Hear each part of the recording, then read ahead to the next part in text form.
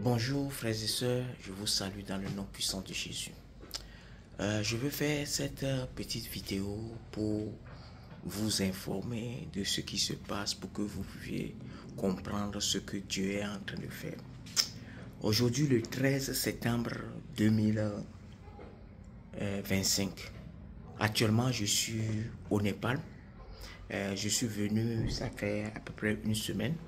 J'ai fait 3 jours à Katmandou, la capitale. Et après ça, je suis venu à Pakola, où nous avons la ville la plus proche, parce qu'au Népal, comme il y a beaucoup de montagnes, il faut se déplacer toujours en avion. Comme il faut se déplacer toujours en avion, donc parce que les routes ne sont pas bonnes et autres là, donc il fallait se déplacer en avion. Donc je suis resté à Katmandou jusqu'à ce que le gouvernement soit renversé et la chose change avant que je ne vienne à Pokola.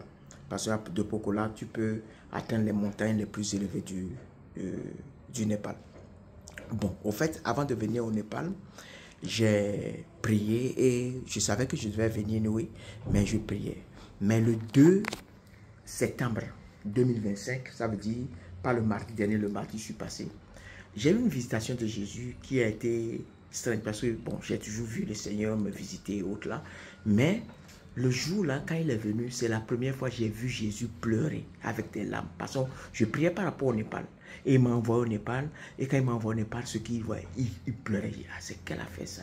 Et j'ai dit, bon, ça c'est sérieux. Ce qui fait que le mercredi passé, je suis passé où je devais faire des trucs sur YouTube et tout ça. J'ai cancellé tout ça parce que j'ai passé toute la semaine dans la prière avant de venir. Mais quand je suis venu aussi, mais avant de venir, bon, il m'a ouvert les yeux, montré des esprits ici, détruit ces esprits, des géants et autres, détruit l'esprit de terreur, tout ça là. Il y a un esprit de terreur qui a été le premier esprit qui a été détruit, qui fait que les gens ont peur, tout ça là, ça a été détruit. Maintenant, quand l'esprit de terreur a été détruit, donc d'autres esprits ont été détruits. Même quand je suis venu, tout le temps j'étais à Katmandou, donc il y avait des combats qu'on faisait, tout ça. Donc, tout ça là a permis que le gouvernement soit renversé. Et quand le gouvernement soit renversé, bon, après, je suis venu ici. Et quand je suis venu ici, donc, j'ai prié parce que, au fait, la Bible dit que dans les derniers jours, la montagne du Seigneur, la montagne de Dieu sera la montagne la plus haute. Ah, voilà, je vais vous montrer rapidement, au moins, un drapeau du Népal pour que vous puissiez voir. Attends, je vais changer. Voilà ici. Et je vois. Attends, je vais zoomer ça. Tu vois, vous voyez le drapeau ici du Népal pour savoir que, pour voir que effectivement je suis, je suis ici. Ok, vous pouvez voir les montagnes. Attends que je zoome, vous allez voir. Vous pouvez voir les montagnes un peu partout. Ok, des montagnes un peu partout, des montagnes un peu partout, des montagnes un peu partout, des montagnes un peu partout, des montagnes un peu partout, des montagnes un peu partout. Ok, des montagnes un peu partout.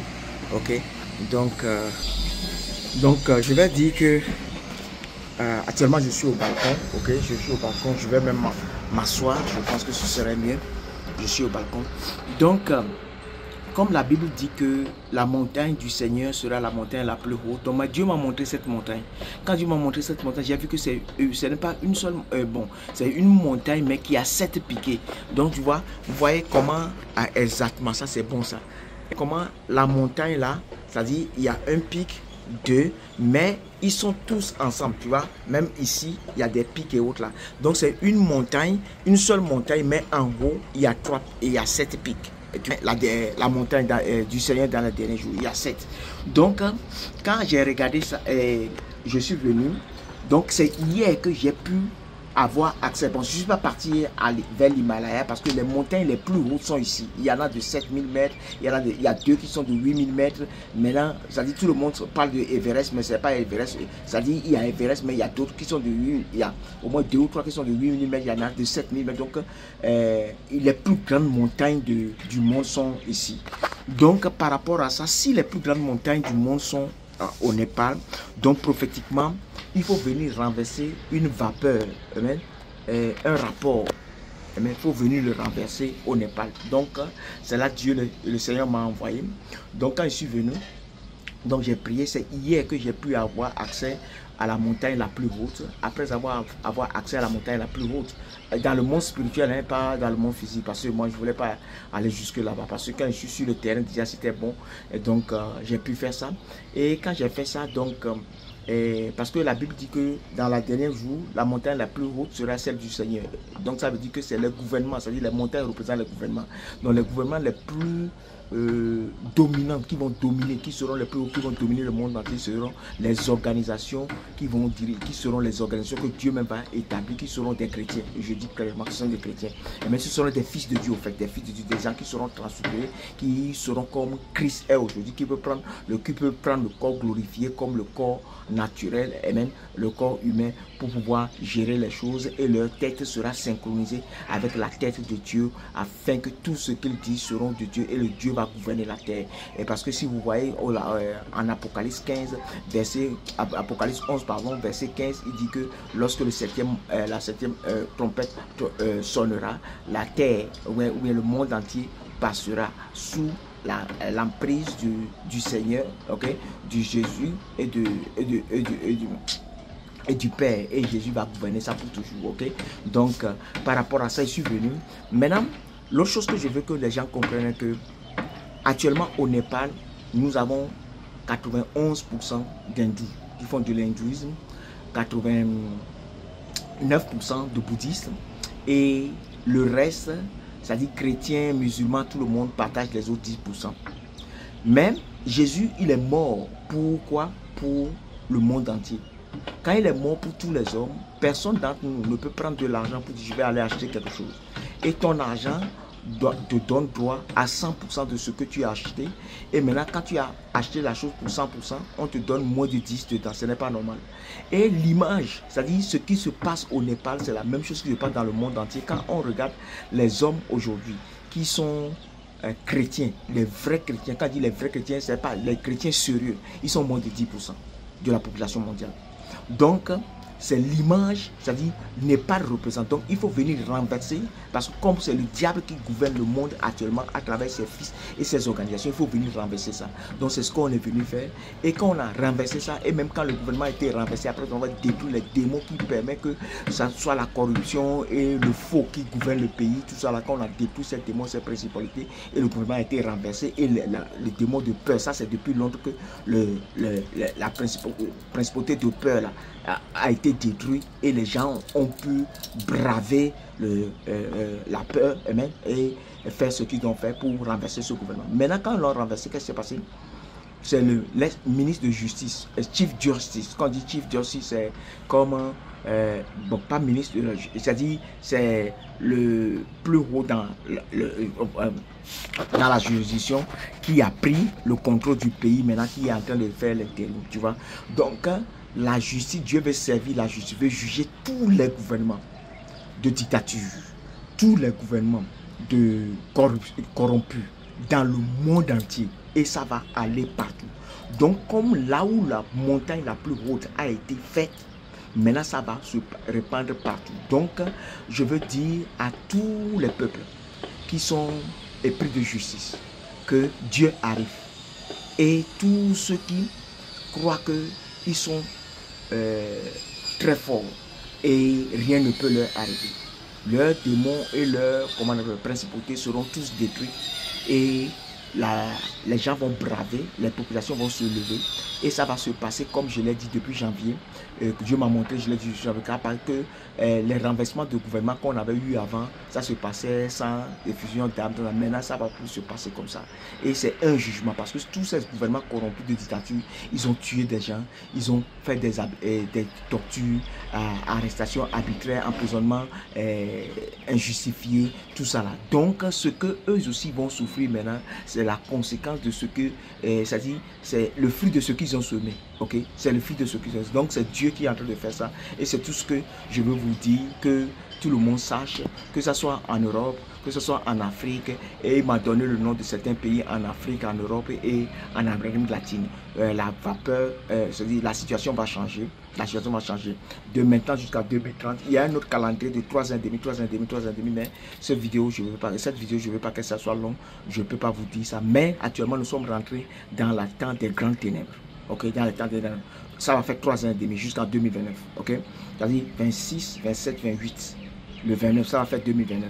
Okay? Au milieu de 2029, par là, quelque part en 2029, ça va faire les 3 ans et demi. Et maintenant, après ça, il y a un autre calendrier de 3 ans et demi. C'est là, après ça même que la tribulation va commencer. Bon, pourquoi? Parce que, bon, ok, on y va. Pourquoi?